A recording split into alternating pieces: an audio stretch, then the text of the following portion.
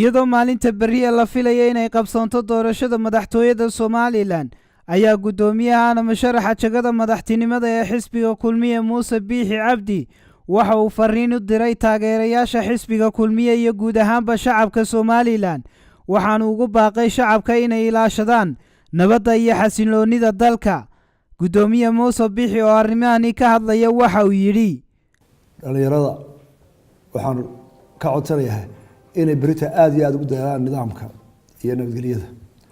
codkaasi ma aha madaxweyne saddex nin wala kala dooranayaa Soomaaliland baa loogu helinaya ictiraaf aynu ku doonaynaa caalamkana kula garnaqsanaynaa waxaynu tusanaynahay ummad markii saddexaad madaxweynahooda si nabadgelyo ku bedelaysa taasoo dalalka badan ee soo koreeya ama ku Afrika badankooda aan gaarin.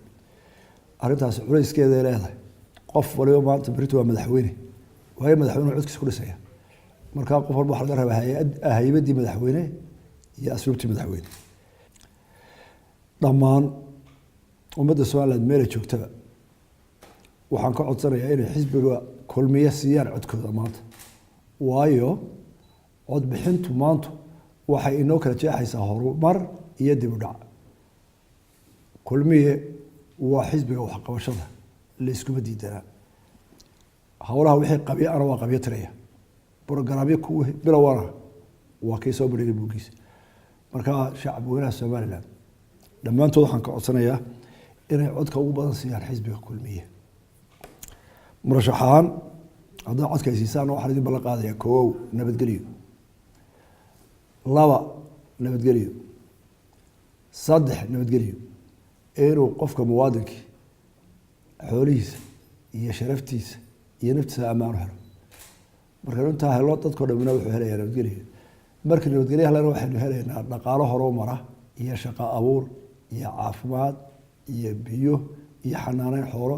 waxaynu helaynaa kaliya markuu qofku ammaan ku helo halkii uu ka joogo Somaliland oo reerna u baahan kuna qaloonin xaqiisana aanu ku waayin kolba halku joogo ma halku dhashay wadaadada ma kala haysta kolba halku joogo. waxaan soo gabagabeynayaa caalamka beesha caalamka oo in badan tiraa Somaliland waa dal degan oo dimuqraadiyad bay wadaan kuma hayno wax kaalmaha maaha tabiri'aadnimada ee wax yar oo la yiraahdo dadka emergency-ga maaha laakiin qaran ahaan kama hayno karaamadii iyo sharaftaan ku lahayn taana xaq ma aragno.